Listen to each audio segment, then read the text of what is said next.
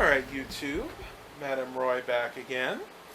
Well, by now you've probably seen my garage sale find video for today, and you've probably also seen that I picked up this HP LaserJet P1006. This is not the first one of these I've had. I had one about 3 years ago. I picked up brand new at Circuit City when they were closing, and I wound up selling that printer when I got the HP LaserJet 2200 and 2300 series. Now, I want to do an unboxing of this because, as I stated in my previous video, I don't know if this was ever used or not. It looks like on top that at least part of this was cut, but as you can see, somebody had retaped it, so I think it has been previously used, but that's what we're going to find out right now. Go ahead and try to cut this. Unfortunately, I don't have any box cutters up here.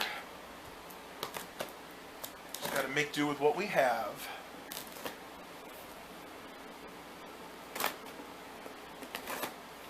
Alright, let's see what we got.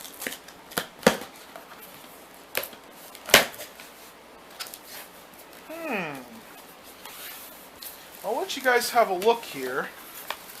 Definitely seems that the power cord has been removed at least at one time. You can see that's just a regular desktop power cord, like the 8 other ones I picked up today, so I'm in no short supply of these. Let's go ahead and try to pull this out. I think it actually has been used, but again, it's hard to tell.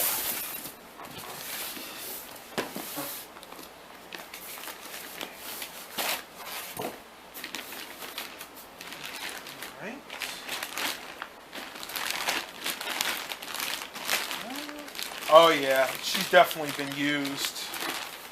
You can see the dust on it from when they put it away, and you would have thought they would have cleaned that. Phew, alright. And as you can see, this opens up, and this is where you store the paper. I believe you can put about 100, maybe 110 sheets of paper in there. It's not too much, but you know, enough for a medium workstation. The paper feeds through here and then comes out the top, and this pretty much just holds it. Now, one thing I remember, when you start printing like 30-40 pages with this, you want to start taking it out because this isn't all that sturdy. This can easily get bent down. So one design flaw of this printer, but again, this was not made for a heavy workload. And if I remember correctly, if you look right here, this is where you would put envelopes, and you can adjust the guides in and out for the different various envelopes, index cards, what have you. It definitely looks like it's been used. I mean, you can see that there's some dirt there. I'm going to have to clean this up a little bit. Now, the lady said that her husband, this was his printer, had just put in a new toner cartridge. I'm going to see if that's true.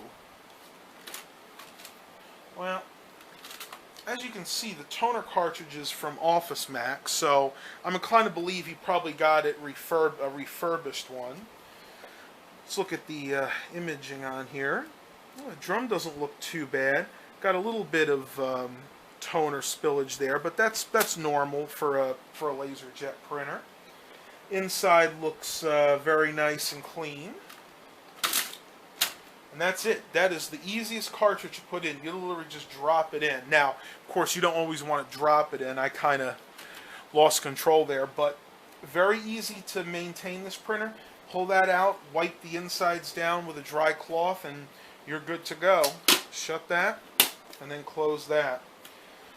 On top here, you have your cancel button. I believe that's power and data. So this always stays lit when it's on, and then if you're sending a job to the printer, this light will blink to tell you that it's about to print something. Power button on the front.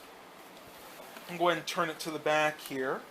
If you look right here, you have the USB 2.0 cable and your power cable, and that's it. No network functionality on this printer, wireless or Ethernet. This is just a straight hookup right into your computer via the USB port.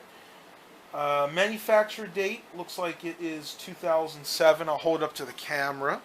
Hopefully the camera's getting that at this point. So yeah, I mean, it's not brand new like I hoped it was, but it'll definitely get the job done. So I think next we'll go ahead and hook this up and give it a try. So looking at the box, I just realized that this is compatible with Windows 2000, and I'm trying to remember where it said that. Right here. It says it will work with Windows 2000. Now I'll probably have to download a driver, but I figured why not give it a try on the HP Pavilion with the Windows 2000. So I got my extension cord out. I'm going to go ahead and plug in the power. This is not the easiest thing to do one-handed, but give the printer some power here. Okay. And then I want to go ahead and turn the printer on. Uh-oh. Make sure I have this in all the way.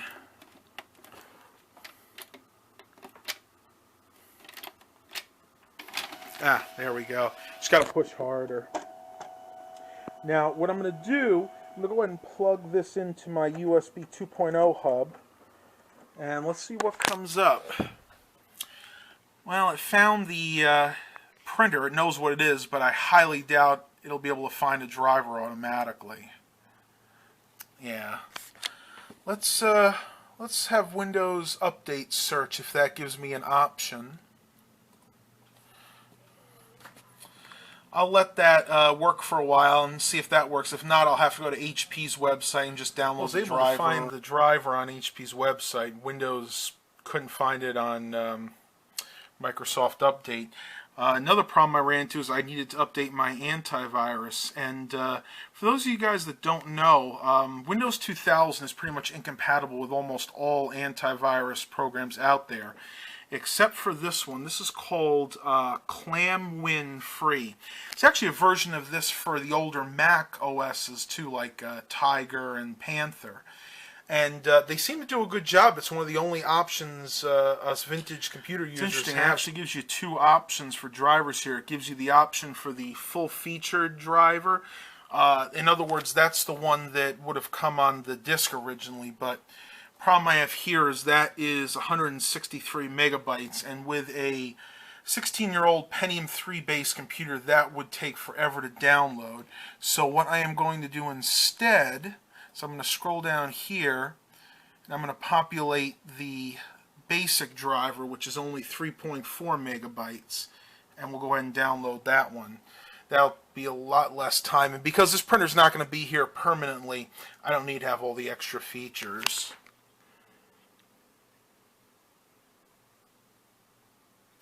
Alright, now it's time to install it. You can close out of the browser. And you can see here it's very basic. You just got to accept the terms. You got to sign your life away basically. And now it's going to do the automatic printer installation if it doesn't crash the computer. It says device is connected, waiting for PNP to finish. Basically it means it's setting the printer up right now, the plug and play. Now of course it's advising me to connect the printer, which I already have done. I may have to reset it. We'll see if it still finds the printer.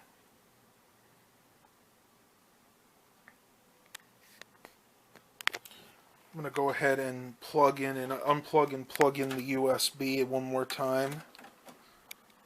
Ah, there we go. I forgot that even though Windows 2000 is technically plug and play, that still had a lot of bugs in the system. Thank you for purchasing HP products, so that means congratulations, the software is installed. Now the very next thing for me to do is find something appropriate to test this. I opened up the Print Shop Deluxe Ensemble. This is the 1995 version. I'm actually have to make this quick because the battery in my camcorder is dying. And we'll go back to the main menu. We'll go ahead and try a calendar.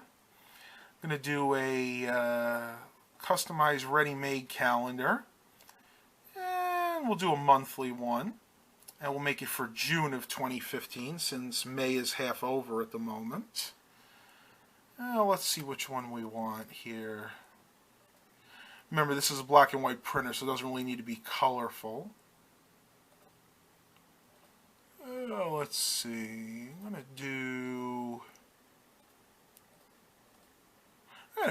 why not? Let's go with this one. It won't be in color, but it's still kind of cool. It's supposed to be the cow jumping over the moon, I think.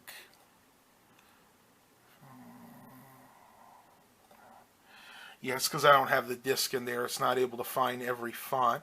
So let's go ahead and print this off. We'll go to File, Print. It is finding the printer. And we'll click OK.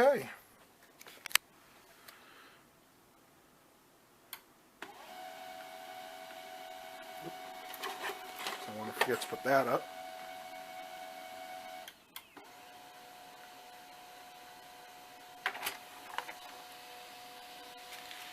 Definitely not the quickest LaserJet printer I've ever owned. Alright, and there you go. It is a little light, but you got to remember the lit parts are the colored areas, so I'll make a few adjustments. But for a newer printer working on an old Windows 2000 system, I'd say that's not too bad.